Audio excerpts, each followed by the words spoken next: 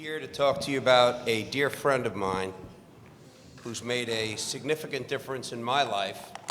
And for all of us, and I think many of us do share, a history of and a loss of family in the Holocaust, we all owe a tremendous amount to Georgette Mosbacher. Before I talk about Georgette, when I was up here last year, I had the great honor of recognizing Marion Wiesel, and tonight Alicia and Lynn are here, and they do so much great work for Israel, for the Jewish people, and I'm very lucky to have them as friends, and I admire both of you very much. Okay, so a little bit about Georgette. She's a great friend of the Jewish people. She's a great American. She's a great supporter of Israel. And she's been a great friend to me. And boy, are you lucky if you have Georgette as a friend. And she's the United States ambassador to Poland at a time when we really need her.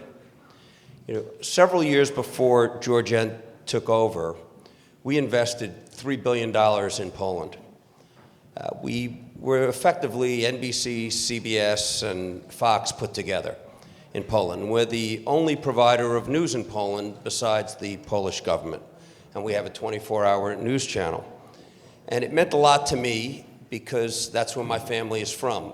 About 100 years ago, my grandmother left Poland with her mother, and they left with nothing. And the rest of my family was lost in the Holocaust.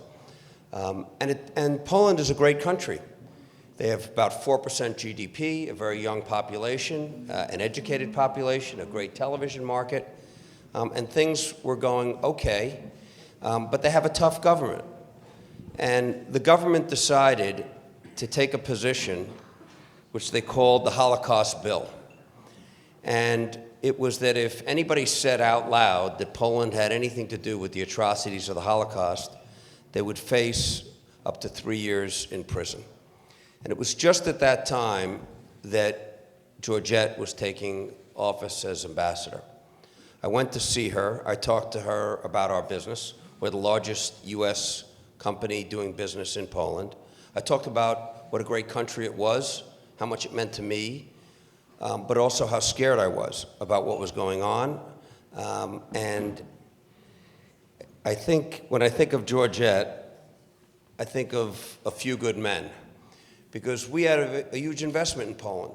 And Georgette said, in her very direct and candid way, I got this. And Georgette is the person that, she's the person you want on the wall. She's the person that you want when you want to go to sleep at night and not worry, and someone's going to make sure that you're protected. She made sure that we were protected. That bill was pulled. She's been a fighter against anti-Semitism. You know, there were over 3 million Jews in Poland. There's less than 3,000 now. And that bill itself activated a tremendous amount of anti-Semitism. The 70th anniversary, 5 years ago, of the liberation of Auschwitz, a group of us, some of you are here, we took 150 Holocaust survivors there. We all went there for over a week, Steven Spielberg, myself, and a big group. A couple of weeks ago was the 75th anniversary, and Georgette was there. She was there with strength, she was there with a voice, and she's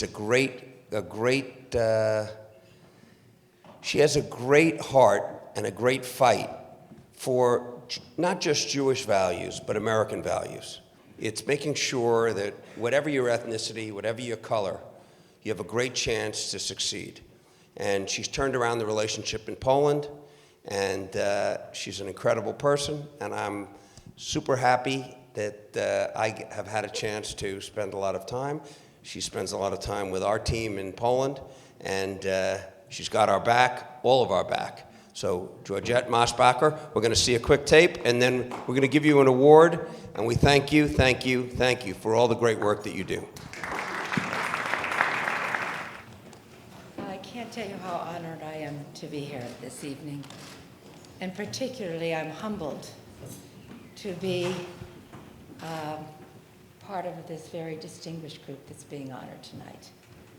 David, I don't know what to say. David Zaslav really is truly a champion of Jewish values. And to be introduced by him tonight, a great deal to me. Thank you, David. I'm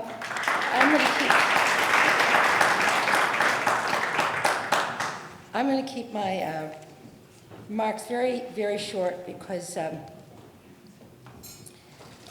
just going to tell just a quick little story. A year ago, Passover, some friends invited me over for Passover dinner. And I thought, I called my team at the embassy and said, tweet out, Happy Passover. I didn't have any agenda, really didn't think much about it. And the next day, what came back was horrifying to me. It was an epiphany moment for me. I truly don't think I appreciated the hate, the ugliness. I remember saying to myself, who would say these things, let alone type these things or write them?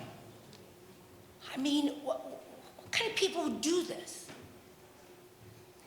And it reminded me of the lyrics that I want to share with you from South Pacific, Rodgers and Hammerstein. The name of the song was You've Got to Be Carefully Taught. You've got to be taught to hate and fear. You've got to be taught from year to year. It's got to be drummed in your little dear ear. You've got to be carefully thought. You've got to be taught to be afraid of people whose eyes are oddly made and people whose skin is a different shade. You've got to be carefully taught. You've got to be taught before it's too late, before you're 6 or 7 or 8, to hate all the people your relatives hate. You've got to be carefully taught. Those lyrics remind me that we all have a responsibility, a moral responsibility to teach that hate is not acceptable, that bigotry is unacceptable, that racism isn't acceptable. You can't be indifferent. You can't be complacent. Because we teach love. We teach inclusiveness. We teach that we are all equal under God. As a Holocaust survivor from Poland, Roman Kent says, we have to teach that hate is never right and love is never wrong. Thank you for this honor.